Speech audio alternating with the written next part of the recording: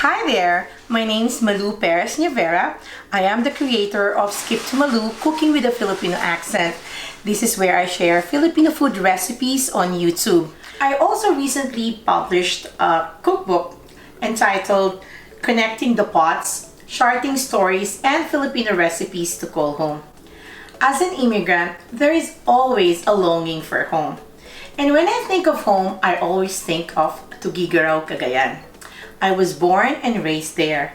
It is located on the upper northern tip of the Philippines. I'd like to thank Miss Nina Puyat for inviting me to be a part of the Filipino Food Month celebration. As an Ibanag, it is with great pride and honor to showcase our culture and our cuisine in this year's Philippine Culinary Heritage Movement series called Philippines on a Plate. What I'm going to share with you today is how to cook sinanta. It is a part of my childhood and also a part of my cookbook. Tada! So, sinanta is usually paired with pinakufu. Pinakufu is caramelized fried rice cake. But let's focus on sinanta. Sinanta is a two-noodle dish composed of sotanghon and ladit. Ladit is an Ibanag term that means flat noodles. And this recipe was from Tita Bess. Tita Bess is the mom of my brother-in-law. Thank you, Tita Bess, for this recipe. And this was the recipe of their longtime cusinero. His name is Cirilo. He was their cusinero for 40-some years. Let's start, and we start with making our broth. Let's start by boiling our pork. 1 large chicken breast. Ta-da! There you go. We pour around 10 cups of water. Now let's put some recado to amp up the flavor of our broth. So I'd like to put in there celery, and then I just roughly chopped an onion, and then green onion, peppercorns, and also salt. So just let it boil until the chicken breast is cooked. And let the pork bones and the chicken bones just boil together to develop that robust flavor of our broth. So another important ingredient for you to be able to get that sinanta broth is what we call, Ibanags call, ala. Ala are clams, but since we don't have it here, I use Manila clams, and that's a very good alternative for our local ala. Boil it with 2 cups of water. We add salt and pepper again, and then what we just basically need to do is just to boil it.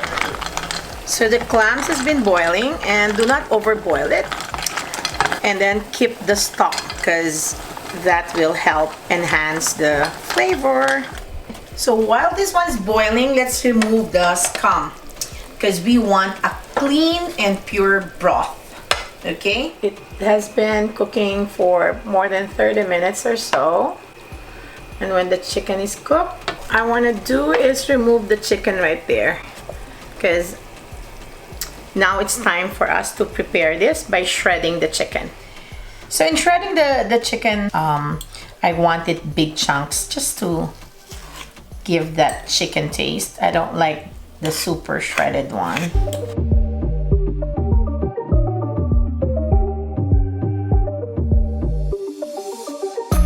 Have a clear, pure broth. Now let's prepare it by removing all the sediments and all those peppercorns. So strain them, and voila, nice clear broth. Now it's time for us to do the same with our clams. Shake it and then pitch the shell. So another important ingredient is the hibi. Now sometimes I amp it up a bit by using the real shrimp. And I'm sticking to the recipe as per the book and as per Cirilo. So I'm using hibi.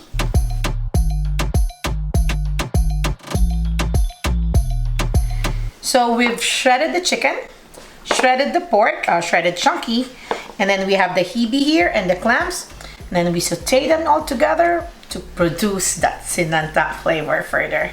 I keep saying sinanta broth flavor. So what is sinanta broth flavor? It is a mixture of the seafood flavor from the hibi and the clams, but plus also you have the pork and chicken notes there. So it's a mixture of broth. After the broth, I'd like you to focus on the noodles. There are two noodles for sinanta. One is the sotanghon, and then the other one is the flat noodles, which we call ladit. Now, we don't have ladit here in the US, or if there is, I don't like the taste because it's too salty. So I use this. It's the no yolk noodle. Get the extra broad one. Let's cook the noodles together and we should be done. Promise. I called our cocinera this morning just to validate the recipe because she cooks this also often. She reminded me that sinanta should be orange. To remedy that, I'm using annatto oil. Here's how to do it. I wanna strain it to make sure that there are no annatto seeds that go into the stock pot. This is the simple sauté triumvirate. It's also nice to add the garlic while your oil is not too hot so that the garlic won't burn, because garlic burns easily. And then it sizzles. Add the onions. Now that the onions is nice and wilted, we're ready to put the proteins. As our cocinera said, it has to be really orangey, so I'm adding more annatto powder right there because you want that vibrant orangey color. There. Add in the hibi first. We don't want to overcook the clams. This hibi or dried shrimp will expand. Don't forget the patis. Saute it with patis. For us to add the broth. First, let's add the pork and chicken broth. We also add the clam broth. We let it boil. Then we add in the noodles and we should be done. There are two noodle dishes that is very popular in Tuguegarao. One is batil patong. Batil patong is sold in a lot of panciterias, which is available around town. But sinanta, I would say, is something prepared for special occasions such as padasal, also during birthdays. That's why this noodle dish is very special. Now I could hear the broth is rapidly boiling. That waft of smell. Alright, so I'm going to put the sotanghon. I know back home, sotanghon, they soak it, but the sotanghon that we have here in the US doesn't need it. Add in the flat noodles or the noodles that's gonna go flat.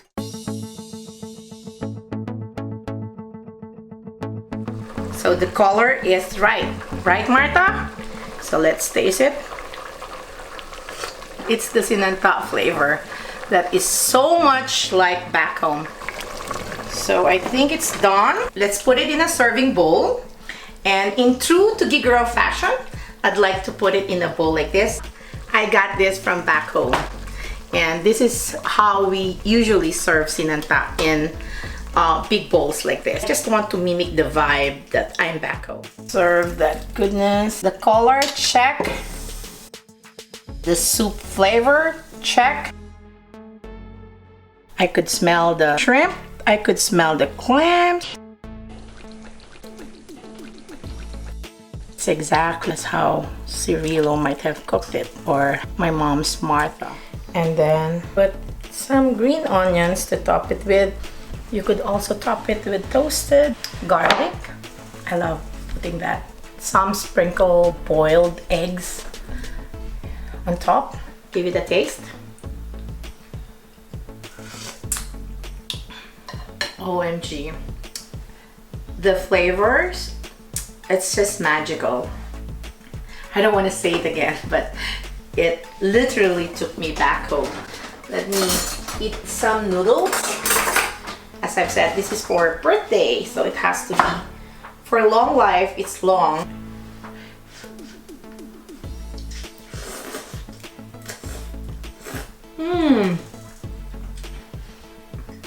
That's hot, but that's how we want it in Tuguegarao.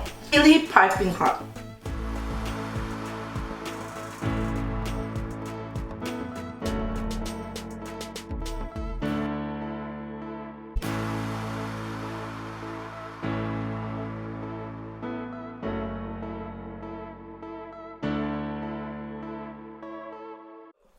there you have it. I hope you have enjoyed this segment and have learned something from our culture, the Ibanag cuisine as well.